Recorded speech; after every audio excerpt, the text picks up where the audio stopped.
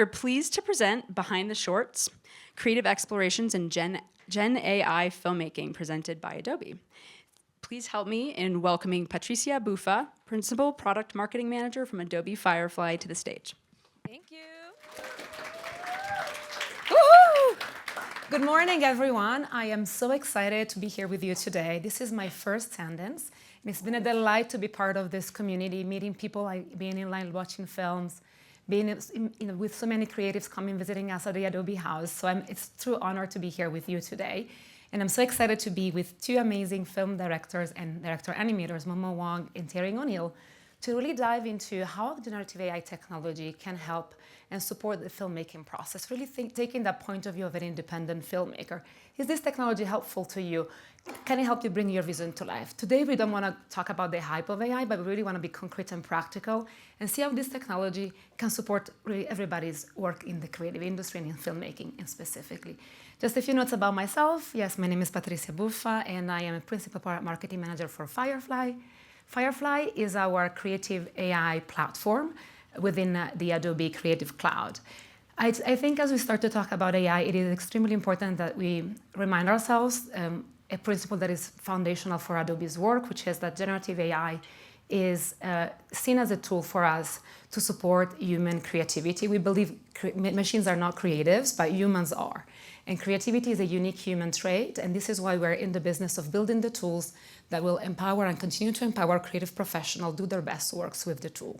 AI is not a replacement for the work we do, but actually something that we believe can help you bring your best work to life. So this is the spirit of these commissions. This is the spirit on which every day we build our products, and I really just want to honor that. So as we start, I wanted to mention we launched these two shorts, Wink by Momo Wang and MythOS by Taryn O'Neill, and they were launched at the Adobe House just 2 days ago as part of our programming. They are online right now, so if you have not seen them yet, please go to Adobe Firefly YouTube channel where you can actually enjoy the shorts. And today we're going to dive deeper in the making of. So I'd love to welcome also on stage Taryn O'Neill as a start, if you want to join me here. Thank you. So let's take a seat. I'll start with our first slide. Yes, this is the slide I was meant to start with. So Taryn is an amazing, I'm so impressed by her background. She is a former competitive figure skater and a national medalist in ice dancing for Canada. So let's congratulations for that. And a long time ago. She studied economics and theater and film at Duke University. Then she became an actor, and I think she's credited in over 70 productions, spanning films, commercial, TV series, and something else? Digital series. Digital series. Web series. Yes. She's also a writer and director, and she's the co-founder of Sirens, which is a collective advancing science and climate storytelling in entertainment. So it's a true honor to be here with you today. And before we dive into the making of, I'd love to hear a little bit more about what inspired you to make MythOS, and when in your writing process did you realize that generative AI technology could be something that you would want to explore for this production? Hi, everyone. Thank you so much for coming. I'm really grateful to be here. In 2020, during the pandemic, I started thinking about how we didn't have any stories and entertainment that framed the future in a positive light, that everything was gloom and doom, post-apocalyptic. And I thought to myself, what are these protopias, which are not dystopias, not utopias, the idea of a perfect future, but something that's incrementally better than the now, even in the face of climate disruption and technological disruption. So I started thinking, how did this happen? And I thought about the fracturing of the great narratives and the myths that we once had, sort of that moved our society through difficult times. And so this short film is a reflection of that desire to create not just new stories that are positive around the singular hero's journey, but about the collective. What are the stories that we can tell as a collective about the future that we can really catalyze into the new narratives and myths that will help society move forward? And then, so these are big ambitions. And then with generative AI, I had, before I had been reached by Patricia to do a project with them, I had written a short story that was sort of an extension of this idea of a new mythic operating system. And it was very surreal and existential, and and so I sort of catalyzed and whittled it down to sort of a short film. And I'm like, how do I tell these like big visual stories? Because there were these story worlds that were like a fractured city and this primordial seashore and this hilltop that sort of showcased these ancient storytellers. And I can't do that just as an independent writer-director, but with Firefly tools, I certainly could. And so that's sort of the jumping off point. But what was really important was also having live actors in it, because I'm an actor of 20 years. There is nothing like a human performance. There's nothing that captures storytelling like the human emotion. And so integrating that with AI-generated story worlds was a dream come true. Thank you. Let's take a look at the behind the scene, just a little cut. Hi, I'm Taryn O'Neill. I wrote and directed MythOS. MythOS is a short film about a whale who has a story to tell us about our fractured world and what might actually help to heal it. The whale becomes the embodiment of a young woman who visits these surreal locations, a fractured city, a primordial seashore. It meets an old friend there who helps uncover a secret around the ancient powers of myth and storytelling. Action. When the AI tools started rolling out, I was like, wait, I can actually create these worlds that I've always wanted to create, but that I knew pragmatically I didn't have the budgets for. The Adobe boards especially were such an amazing opportunity for me to put up all my inspiration, and my team could be on the boards with me. So it was like having a shared brain. To have this marriage of innovation and technology with this tradition of independent filmmaking is honestly a dream come true, because I believe in the power of story as this catalyst for society to move towards better futures.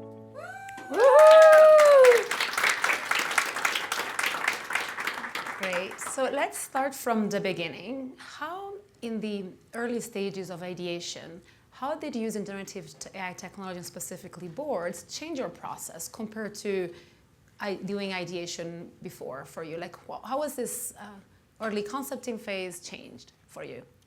So normally, when I've directed 2 features that were like fantasy, action, romance, and there was a lot of world building there, that would be very fractured world building. So I would have content and pictures on Google Drive. I would have Pinterest boards that I'd be sharing, but nothing that was sort of a collaborative space. I wasn't working in Figma or anything at that moment. And so then when I got to explore the Firefly boards, it was suddenly like, oh my goodness, I have a shared brain with my team. It was amazing. So I sort of I launched it, added images that I had already created.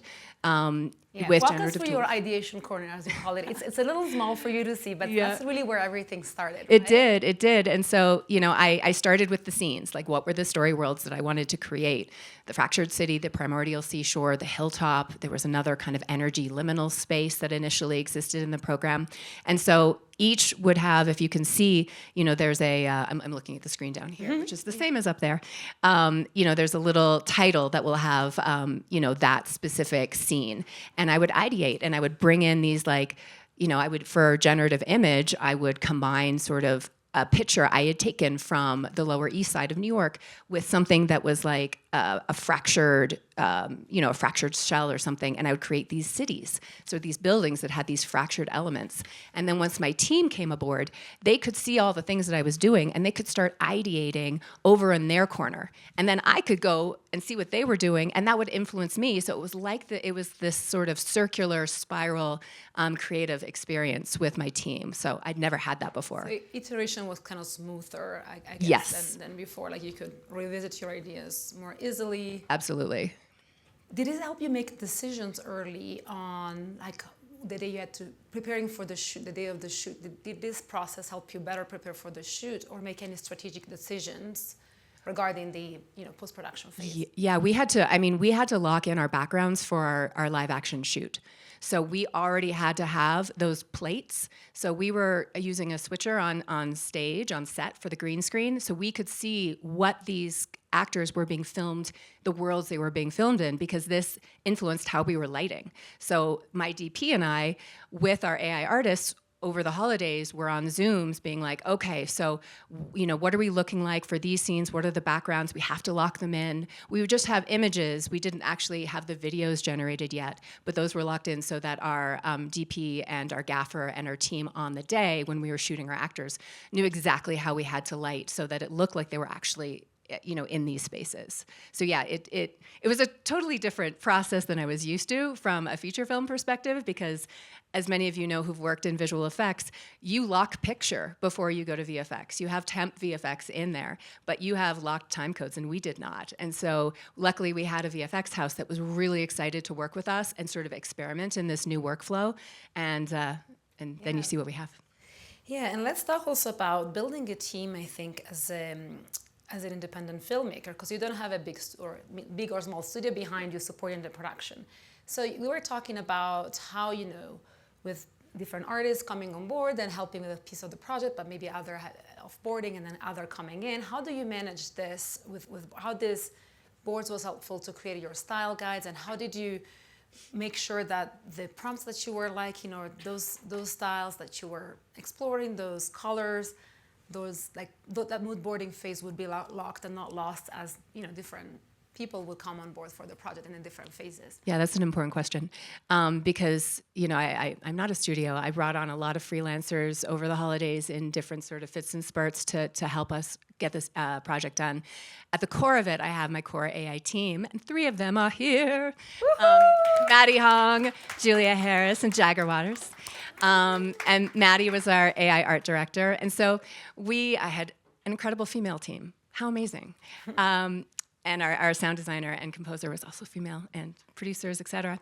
And so we locked in our style. Maddie and the core team, we locked in our style, and then Maddie created a style board. So for each scene, she had specific key art that captured the lighting, the color palette, and then we would also have prompts in that style board. Oh, it's there. Yeah.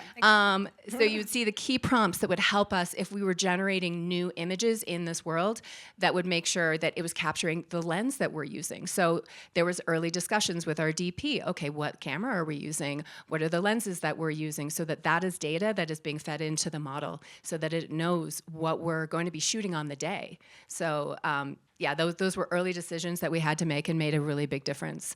And so then when freelancers would come on board, there would be like the script, obviously, and some breakdowns, but then the style guide. It's like, please go there. Please familiarize yourself with the style, these color palettes, what we're trying to capture for each. And it made a huge difference. And, I'm so grateful for everybody who came on board and helped make it happen. Yes, absolutely. And actually talking a little bit more about the team, we, of course, without any at all, not prioritizing or thinking about the displacements that this technology is also bringing to the market. I also think you mentioned actually your team with AI expanded, so it didn't contract. So how did you see this this collaborative work? Is this about adding new skills to the team? Is it about people with traditional backgrounds, upskilling or learning how to incorporate these tools? How did you see that in practice as you build your team for this project? On our shoot day, I had more crew than I've ever had on an indie project, because I had my AI art team and I had my VFX team. Now, yes, I didn't have a traditional art director. I had an AI art director. So nobody, our team was larger. There were some elements that were sort of pivoting. But this, again, was a really small independent production where you do economize and wear multiple hats, which we all did. And sorry, what was the back half of the question? No, I think it's interesting because we talk rightly so a lot about the job displacements, but I think in this specific case, it's so interesting to see that actually you expanded the number of people that participated in the project. And I think the thing also about like upscaling, the thing that was the most important for everybody who was from the traditional film side is that everyone was curious. Everyone came in with this open mind, and they're like, we know that, you know, there are going to be new pivots in entertainment, new workflows, and we just want to learn. And we want to tell the best story, because at the end of the day, we are storytellers. And that's what sort of was just so inspiring and humbling to me, was everybody was just gung-ho to give it a try. Nobody was judgmental, and that included the actors. They were really wonderful in just stepping into this new realm of creativity, and they embraced We'll dive into it. the actors just in one second, but Okay. before, I want you to talk about this, one of the, I think, main characters, although it was a virtual character of My your whale. stories, your whale. Our whale. Your whale, yeah. Because it was such a captivating, you know, protagonist of this. Everybody connected, I think, as we watched the movie. And again, I encourage you to go watch it on YouTube with the whale. So tell us a little bit in real life. How did you build this character? Which is again such a strong presence in your film. How did you build it from concept into execution? What were some of the challenges I'm sure you faced with AI, especially wanting to make a sperm whale and not another type of whale? And how did you manage to keep the creative control on the look of this character? I love our whale. The element of the whale in the short story was actually additive, sort of closer to when we started working together, because there had been news released by this research organization called Project SETI about sperm whale clicks, about their codas, and how with machine learning analysis, they deciphered that the codas actually were reminiscent of human vowels and vocal patterns. And this idea of language, you know, crossing past our human centrism. So this was like, oh. And then from a mythological standpoint, whales have always been the carriers of stories and records. So I just thought that this was a beautiful metaphoric capture of part of the story I was trying to tell. So the whale became kind of our protagonist. What story would a whale tell? A whale tell about our fractured society and what we need to move forward, especially as a storyteller itself. So we first started with a sperm whale asset from the Adobe stock, because I wanted to, and I licensed that. So I wanted to make sure that we had, you know, a proper representation that we were working off of in the generative process. And then we started iterating from there. Maddie, she created this amazing hero image where I was like, that one. No, that's the one we're working with. We had a few initially, but there was like the perfect texture of it and the water, everything. I'm like, I can start ideating from there. So basically from that one image, we started creating different elements of it. So we would go into the boards, into the image boards, and we would prompt for, you know, a very wide shot or a close-up shot of the head, an extreme close-up shot of the eye. And then ultimately, we would use those different keyframes when we were generating video and be very, very specific about not saying the word whale in a prompt, because if you said whale, it would turn that sperm whale into a humpback every single time. The amount of energy and time that our team did of being like, this is such a great shot, and it's a humpback. And we had a lot of different iterations of this whale. There were some, at some points in the production, the whale had this like really amazing glowy energy that was kind of fragmented on it and through the eye, and that was kind of like a cut point. But ultimately, in the final version that we did, the whale, we wanted to look as photorealistic as possible with no magical elements, except for this final shot that we have where energy is coming out that kind of signals this new story that we're sharing with the world. You have to watch the movie to see it. So that's we were just really lucky to have that key hero image that we could then start iterating from, and our team did such a. You touched upon world building a little bit already. So I actually would like, just as we conclude this section, to actually go a little bit talking about the character sheet that you built and also the digital doubles that you created. As an actor, I think your perspective on this is really important, and how you brought your actors on board. You know, the reasons why you had to make digital doubles of them. I'd love for you to unpack just quickly for us how this came together. So in the film, we have our actors, live actors, caught on green screen, composited. Those are all for the close-up shots. Those are all for like the emotive language, dialogue shots. Then there's a bunch, 2/3 of the movie is purely generated in generative AI. And so we needed to have these characters still in the frame, whether it was a long or a wide shot, over the shoulder, so we didn't see their faces. So for those shots, we created a character sheet. And those character sheets are our actors in their wardrobe in full shots, in different character expressions. And this becomes data to educate the model on what those characters in the shot should look like. There are much more technical ways to do this. You see, there's different ways where you've heard of Allura, or you've heard of like full mocap, where you have 80 cameras that are capturing people. Where you go into Unreal Engine and you create characters this way. We did it very simply. It was still difficult. You still have to prompt a number of times to get a really good consistency of your actors, but it allowed us to create this balanced story world where we both had composite shots out of a VFX house with our AI backgrounds, and then we also had full generative AI worlds that we created in Firefly with them in it. And it all seamlessly merged together in our edit, thanks to color and our amazing editor, Dragon Lee. Yeah, thank you so much, Taryn. I'll call you back on stage in a second. And now please help me welcome on stage Momo Wang. Woohoo!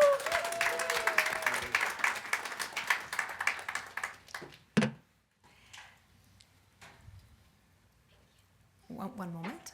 So yeah, please have a seat. You can be next to me, or whatever you like. I don't know. It's the same. I like to be cozy. So again, Momo is another amazing animator. I'm such in admiration of her work. Like, it's a true force of nature. Momo is an animator director, and she's renowned for developing a global popular Benny character, Tutsi, during her undergraduate studies. And Tutsi became also, she sold Tutsi to Warner Bros. Subsidiary, and I think now Tutsi has his own life across merchandise and became a bigger than, I think, life character. Global brand, exactly. She's also author of best-selling illustrated books and graphic novels. I think you started drawing when you were super young, 4 years old or something like that, right? Yeah, I mean, the total number for my book, I sold for over 1 million copies. Yes, so she's also the first mainline Chinese student who was admitted to the Animations Master Program in the California Institute of Arts. Is that correct? Right? She's worked as an animation and creative director for Illumination Entertainment, contributing to franchises like Despicable Me, The Minions, Sings, and The Grinch. So when you see those series, Momo's hands were on them. And also her short animated Penglai was narrated by Scarlett Johansson and was also Oscar qualified in 2022. And she's also the first animation director inducted in the Asian Hall of Fame. And I might have forgotten some of her many achievements. And I don't know if you want to add anything else about your incredible background, but otherwise I'd love to start focusing on Wink. And actually, we have a fantastic 3 minutes behind the scene that Momo produced to really walk us through how this project came to life. Hi everyone, this is Momo Wang, the director and creator of Wink. It's a story about a one-eyed cat searching for a home, but it was actually inspired by my own experience with the blind dates. It's a reflection of my own search for true love and self-worth. You may know me as the creator of a global IP Tutski.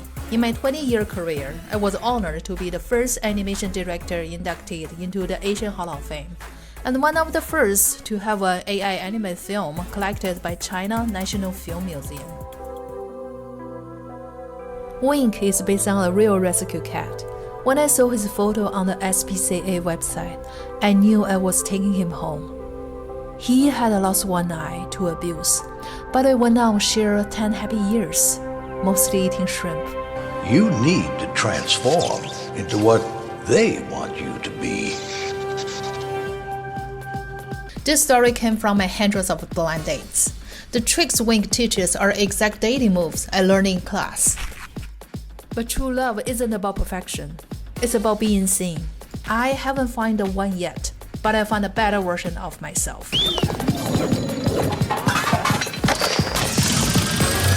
We use the Firefly to visualize the emotion, but the soul is 100% human. I start by generating character concepts in Firefly.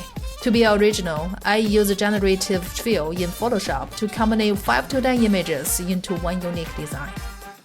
We tested 3 storyboard styles before finding the perfect one. Since we work remotely, Firefly boards became our war room.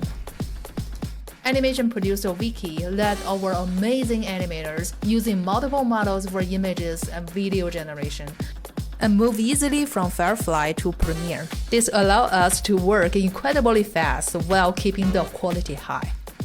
Composer Matt used Adobe Edition to hit the emotional beats, feminine energy to the music. Yeah, like some vocals. Oh, beautiful. Thank you. Producer Yona and I were hands-on every step. It's not humans who choose us. We choose humans! It's not humans who choose us. We choose humans! Very fast shots, like showing what's happening. What are you laughing at? I do that every time I go to the bar. What do you mean? That's my best line. In the end, Wink stopped performing. She leaves her collar behind. In the ring, she shows a stranger who she really is, flaws and all. But the girl stays and says, "Let's go home." I voiced that girl myself. She represents the new me. Confidence enough to embrace my own imperfections. It's a film about a cat. But in her, we see ourselves. You don't need to be lucky to deserve a home. You just need to be you.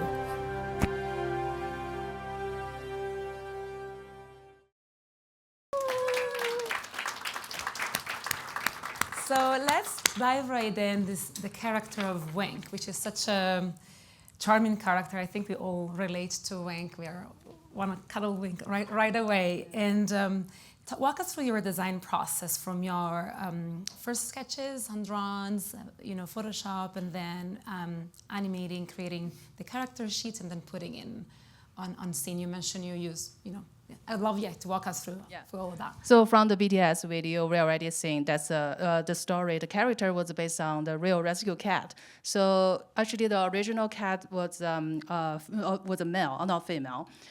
So he was the inspiration for me for a long while. So I did a lot of sketches for him. So the first one that was painted on paper, and then the second one on the top it was made in Photoshop, like drawing.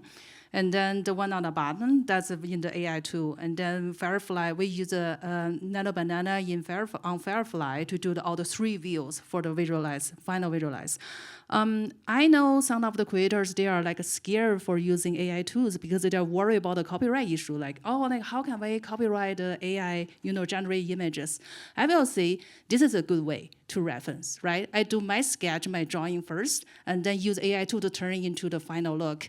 So the AI images are hard to copyright it, but your sketch, your idea is copyrighted. Yep. So that's a process, like before we start the production.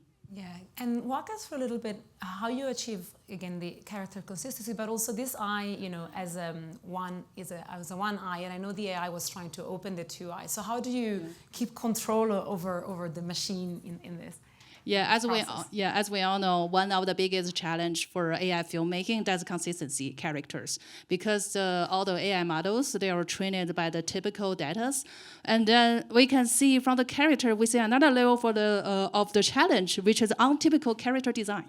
So we have over 100 videos which came with amazing color, like generated with amazing moment, but we couldn't use them because in those shots, the wing was fully open 2 eyes, and then the ear is like standing like fully open. So now it's not follow the consistency, so we can't use them.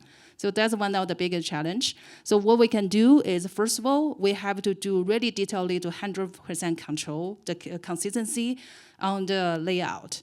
And then we have to mostly, pretty much like more than 90 shots, we have to do beginning and last frame. Yeah. So that's an extra double size of the work. Yeah, for sure. And I love, like we did for Taryn, to start from the beginning, from the storyboarding phase. I think there is a little video playing here. It started with a hand drawing, and then you have 3 different styles. And I'd love for you to walk us through your creative process during the storyboarding phase. How did you make your decisions about the style you wanted to go for the specific project? Yeah, so before we make sure what's the final style for the storytelling, we test out 3 different styles. So here's a showcase for the dynamic storyboard. So we can see the one on the right top corner. That's finally the one we choose for the film. So the first one on the top, that's a cinematic style. And the one next to it, that's action style. The one on the bottom, that's more like a cartoon style. Mm-hmm. So the last two we didn't use. Those two on the left we didn't use because cinematic style for the storytelling, I really love it. But the problem is the pace was too slow. Mm-hmm. Like it was overrun for 40 seconds. We haven't seen the chameleon yet. So for a 4 or 5 minutes film is too slow. And then for the cartoon style, I mean, it's still like the style is good, but like for the message and the story want to tell, that's a little bit too childish. So finally, we chose the one on the top that became like the core, the structure for our film. Yeah, thank you. And I also would like right now for you to tell us a little bit more about this production, because again, one of the things you often speak about when introducing generative AI in animation specifically is the incredible efficiencies that it allows in the process. You mentioned it took you 28 days to make this film, is that correct? And with no AI, how long do you think you would have needed to make this come to life? Well, I will see like one of my previous film that was 2D traditional animation, 10 minutes, it took us for 2 years to make. So this one, 3D mixed 2D style, 5 minutes, that's 28 days for the production load. I always think like, there was a turning point. I mean, animation always take much more time than the live action film, right? So live action film usually is possible to shot in like a few months, a few weeks, or even a few days, and edit into a 90-minute film for the theater. Impossible for animation. Well, how long gonna take for an animation movie? 3 to 5 years. Honestly, how many of 3 to 5 years you can have in your whole entire life? And then I still remember the middle of 2023. That was the day my first time tried out the AI tools. I finished a 1.5 minute trailer in 3 hours. When the moment I finished, I sat on my chair. I was deeply shocked.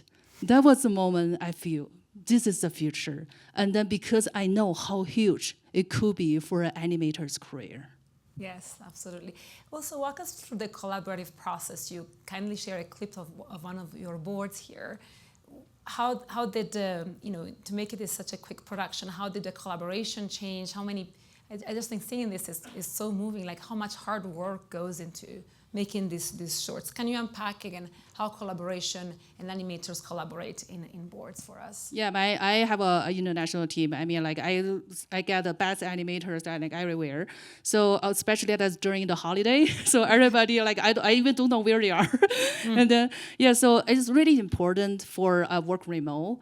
So we used to have the whole team in the past 2 years. My team gonna work in the Discord, build a Discord group, and then everybody work on there. But we still need to upload, download file, and then cut to different models. That's still a lot of time. Mm-hmm. And then sometimes you can't really do like same time communication. But with Firefly, you can see like when I'm on the board, and then I can see all my team members like they are those like cute busy bees. They are like moving and generating videos, images, and then they are same time typing the questions and asking me. We don't even set up the Zoom. We don't need to set up the Zoom and make a call. Immediately, I answer their question, and then we did the conversation. In 5 seconds, we finished all the communication, and the project keep moving forward. And do you feel like it allows you for more exploration, to explore more options before having to lock anything? Yeah, and also so many different models, like a built-in one, and we don't need to like cut out and switch from the different steps. Like usually we have so many steps, but then by now we just need one.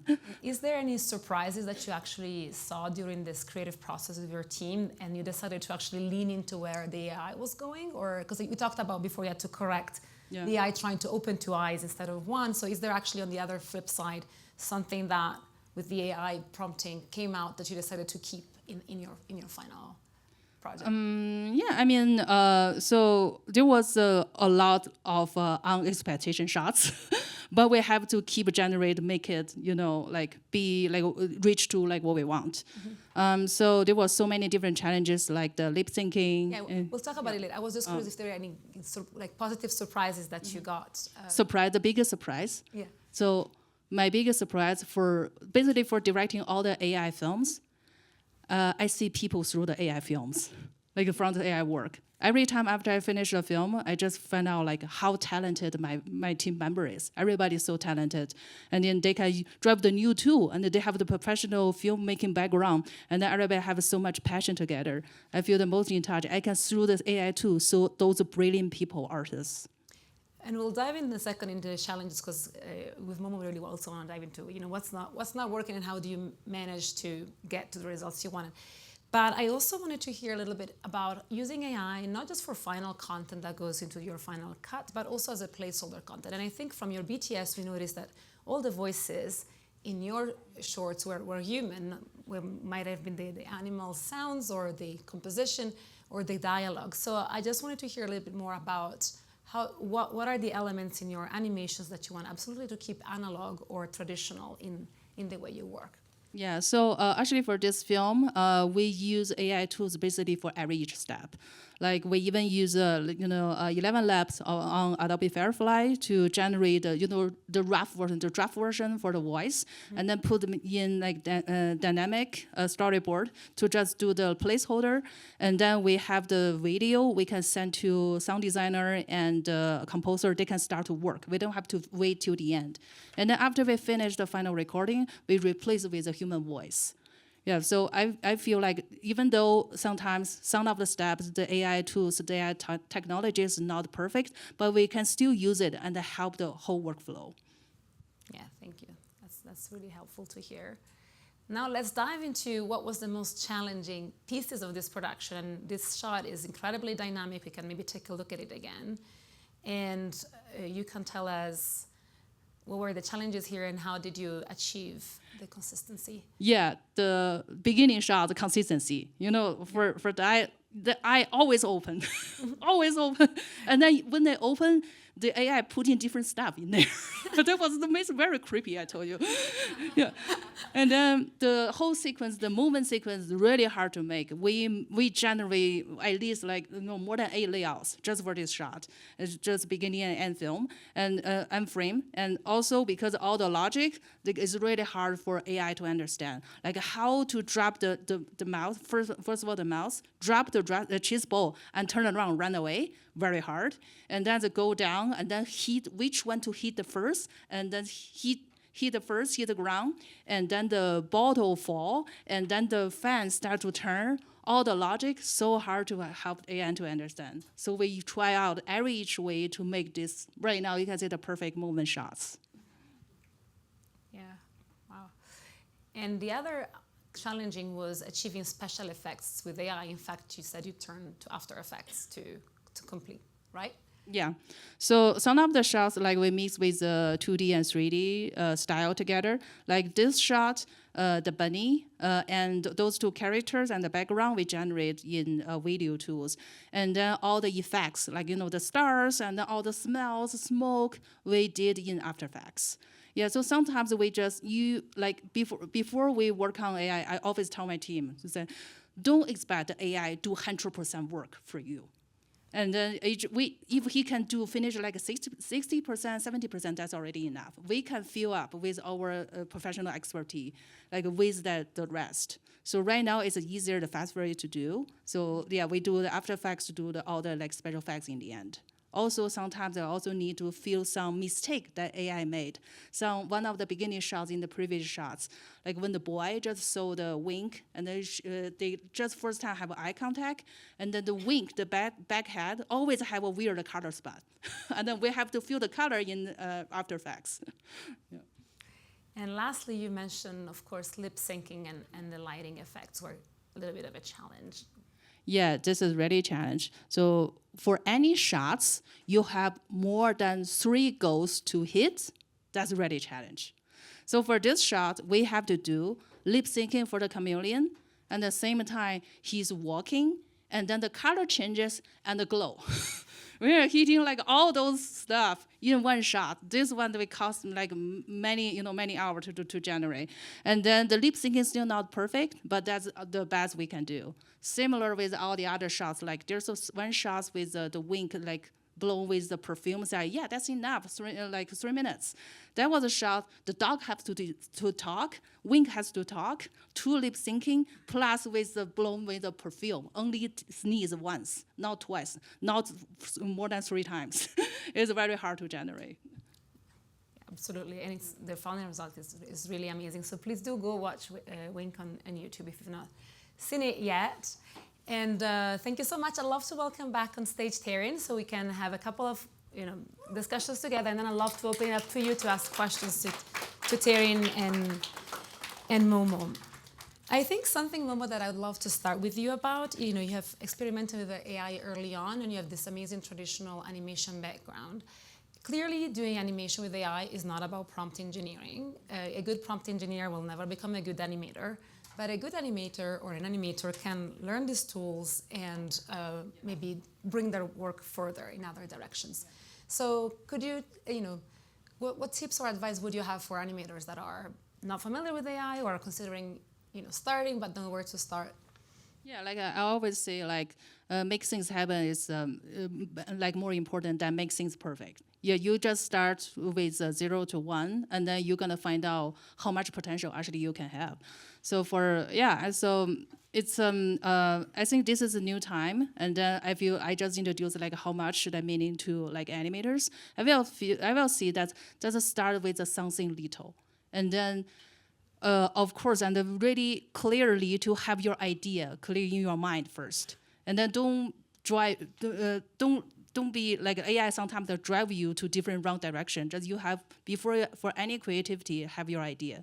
So I often so there's some famous test for the imagination test. It's saying like when you imagine there's an apple, what you can see in your mind. So there's a 1 to 5. 1 is you see an apple 3D colored. And then the 3, that's a gray apple there. 5, there's nothing there. So I think for animators, we are probably plus. So when I imagine there's an apple, so I saw there's a 3D rendered and then glowing and then keep transforming and then dancing in the galaxy. So that's our animators. Yeah. So that's why I feel AI cannot replace director. Yeah, because before I start any movie, any film production, when I read the script, I already start to watch the whole final film in my head. And then I just use the tool to visualize them. So yeah, I feel that's really important. Have your clear idea first, and then use the tools. Thank you, Momo. And I love, Taryn, you mentioned to me this was your first project where you fully embraced it. You had experimented with it before. Of course, you have a weekly newsletter on AI. So you're savvy on the tools, but this was the first project where you fully embraced it. What did you learn from this project, and what tips would you have for a film director that wants to get started? Yes, I did a short film in 2023 that had some AI elements that I generated myself, but this was the first full dive that I went into it. So I'm a good guinea pig for anyone out there who's really interested in exploring these tools. I think that sort of to Momo's point, have your vision, have your story, and then dive in. Do not be afraid to fail, because there is no such thing as perfection. There's only experimentation here. And so if you have a clear vision, you have a better tool to be able to communicate it to your team. And as a director, as a filmmaker, that is like your #1 priority, is to be able to share your vision. And these boards, these models, they helped me do that. I also was generating towards the end of production when we needed extra shots. I'm like, you know what? I'd created a ton of the images ideation-wise, but I'm like, I'm diving right in. And I did. And I'm so glad I did, because I don't have some of the experience that my AI artist did. But I had a very specific workflow where I was like, I have these beautiful first and end frames. I'm going to put them through the video generators and know exactly kind of what I'm looking for and trust the models. And they sort of understood what I was looking for because of my prompting. And the thing maybe to be wary of is organize. Organize up front. You create so many possibilities, so many images, so many videos. Have a way to categorize and communicate with your team around them, because I do know that for me, I'm not always the most organized person, and I'd be like, where's that shot? Well, you're doing that, and do you remember where it is and what board it's on? And when I do another project, I will have a very specific organizational process to be able to capture all the content and the art that we were creating. In this space, we talk a lot about, and we talked a little bit about today about AI introducing efficiency in workflows, especially again for animation. It's only a big win in allowing people like Momo do more films that I have in their minds, make them happen. I'm curious if you see integrating AI more as an efficiency booster or more as a creative companion. Like how do you see that? Do you use it in both ways? And if you could provide an example of where it was a booster or maybe where it was a creative companion, if you think it's both. Primarily, I think of it as an enzyme, like it's a creative amplifier. You have these ideas, and there's so many different places that you can take them because of the models. So I wouldn't say so much as a companion. It's like this brilliant intern and amplifier that sort of assists you along the way. It can take you down a rabbit hole that's really exciting, but you got to come back up from the rabbit hole. So, and it's like from an efficiency standpoint, you can create so much more, so much faster. I mean, I had a lot of story worlds that I was trying to build, and, I could jump between the different boards and be generating, at different points and have 200 new shots in a couple hours where I'm like, yes, this, and this, work with my team, sort of get that perfect key image that we're looking for, keyframe image for one of our shots. So definitely efficiency, but just from an amplification standpoint, that really resonated with me. Momo? I feel both. Yeah, of course. But at the same time is, the tools, they are fixed, but the people, you're like flexible. It's in many ways like how to use the tool, like only take the good part, right? Also, I also think like AI is perfect for a filmmaker. That's a perfect self-training and learning tool. Yeah, so like example, like for animator, the animation director, for director, we all believe that for being an awesome, great filmmaker, that require a lot of practice, right? And then as a director, if I want to direct a film, even that's a short film, I have to, put on a pitch deck and then pitch for many times, pitch 1 year, 2 years, and then maybe even more years, and then I get a chance for directing. But now, with or without the team, you can direct the film in a month, in a week, or just in a day. That's a perfect self-learning tool. I mean, I can be, it's maybe usually take 10 years to be a good director. Now, probably like 10 months. That's the amazing part. Yeah. So one thing I just wanted to pop in to say was that normally, we do a lot of sort of virtual work in filmmaking, especially post-pandemic. But this was such a fun experience for me because I actually got to work with my AI artists in person, and we would have jam sessions at my home until all late night hours. Thank you, husband, for dealing with it all. But yeah, we were able to like bounce ideas back and forth and running back from my office to like the dining room table, looking at boards, and it was a really exciting creative process that way too. So my last questions for you both before I open it to the room for questions is you clearly follow a lot of AI-driven productions and are up to speed with all of that. What would you like to see more, or are there film projects that you're thinking of that you want to pursue yourself, or are there any types of production you'd love to see more out there made with AI? Well, I would love productions that sort of look at storytelling through a new lens. We're not trying to replicate. Using AI tools, we're not trying to replicate film and TV. We're trying to use it as a new medium, a new way to tell stories. Put the camera in places that normally we've never been before. Have stories come from places that we've never heard from before.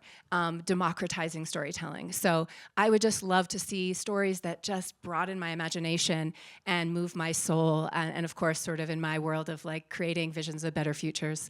And yes, my future projects will absolutely utilize the AI tools and the Firefly boards in different ways. Yeah, I have some thoughts, right? So AI is not just good for creating something new and future, also good for bringing something back.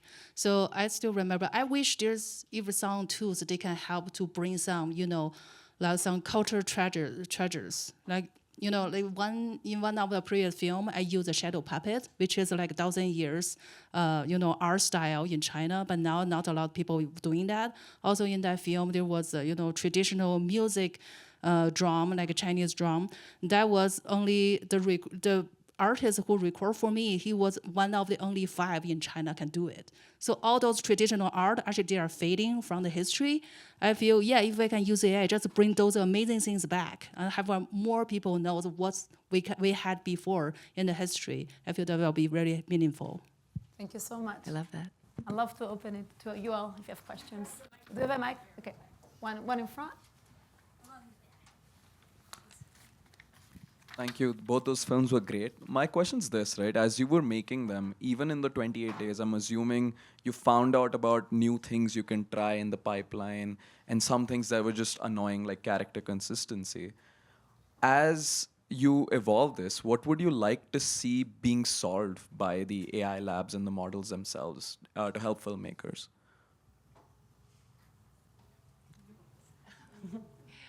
I think everyone working in the AI space would love character consistency. I know that there's a lot of talk about sort of the slot machine elements of AI, where you just have to keep sort of re-rolling to see what you can get. We don't want to create storytelling by chance. We want to be able to have tools that really allow us to craft what we're looking to create, while also staying open to the natural, physics of these machines, of how these models are created. So leaning into some of those hallucinations as sort of this creative amplifier. But yes, character consistency and also some motion control. Just being able to control your camera a little bit more, but it's all coming. It's about staying up to date as much as you can, which can be exhausting sometimes because there's so much evolution and change happening in the generative AI space. But I think it's all sort of forming. Yeah, I feel the same thing, like especially like a better consistency for characters, also like more directing, like more details about the layers and the color adjustment. And also if all the generated footage could be layered, that will be pretty helpful. And then also, I always feeling like the problem for AI filmmaking is not just about the tool, it's more about the human. Like every time before I start a project, the most headache that's how to find a perfect artist. Like somebody have a professional background, like everybody in my team, they've been working on animated series or feature before. That's my basic require. How to find a person who combine, professional expertise, also at the same time can know how to use the tool and have the passion to work on that. I feel passion is really important. I feel, it's not just a tool, it's also with a human. I never about the tool. It's happening so fast. Never worry about that. Question? Other questions? At the back? Just one of the things that Momo, you had mentioned is that usually, like the usual process of animating a film would take years and years and years in order for you to finally be directing it or making it. One of the things that makes me think about is, are you seeing a lot of creators turning to AI in almost an effort of kind of refusing the normal, like traditional route of making a film, or I guess my question would be, what are some of the problems right now that you or Taryn are seeing in the traditional process of making a film?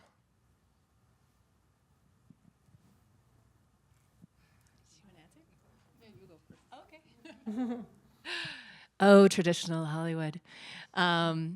Yes. So traditional Hollywood development process, as most people know, it takes extremely long. I have an animated project that has been that a company has had for a year, and there's barely been any movement on it. And on a daily, I'm like, I just need to take this project back and make it an AI, and have Momo direct it because she's incredible. And so, but I think what's really important here too is that we need storytelling that reflects the culture shift that is happening so fast right now. And if we are to have stories that reflect our society, we need processes to make these stories faster, to make these stories more economical. It is very expensive to make a traditional animated movie or live action movie. And so I absolutely know that there are a lot of filmmakers out there who are now seeing a new road to telling their stories, especially because you can be creating community around your work because of social media anyway.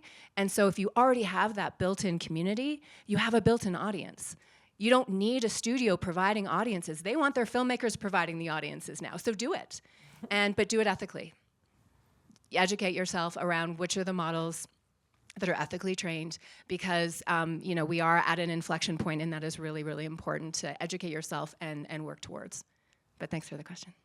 Yeah, I feel the situation is kind of slightly changing. And honestly, last year I've been working for many big studios, and I think most people just worry about the security of the copyright, those legal issue. I think that's the most.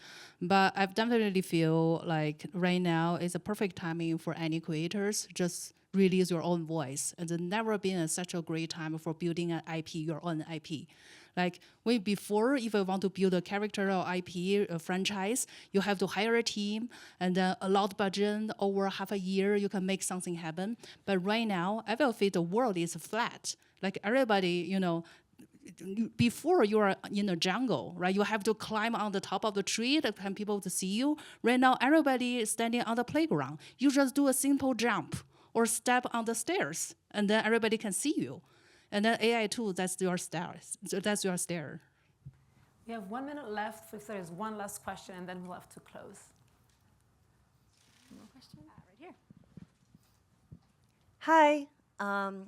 I was curious how either of you were thinking about set design or the setting for your films, and how you used or did not use AI for that specific part of it. Oh yeah. So for now, for my whole production pipe flow, I still require the script have to write by human. Yeah, because the AI, there's something different between AI and human. The ideas for now is AI doesn't have emotion, right? You want to write a story which can make people cry and laugh. We still need human to work on that. Also, for now, for storyboard, we can see there was a hand-drawing storyboard, but I believe it's going to be a better tool coming soon. But we still need a human to drive it. Tools are the same or similar. The human make the difference. Yeah. The set design is so important. I really wish that I could have had a full additional, art director, set designer on the team. We were moving at such a fast pace that we basically went with me as a set director. Set designer, based on the script that I wrote, I rough drew storyboards and designed, what I thought the world would look like. And then we figured a way of how do we integrate the characters into this world? How do we create, the emotion of the live actors composited into this world? And so it was, it was just sort of an adventure of how we ultimately created this short. But it's world building. Set design is world building, and so it is the container and the context for your story. So I value that department and that crew as much as I possibly can. Thank you so much.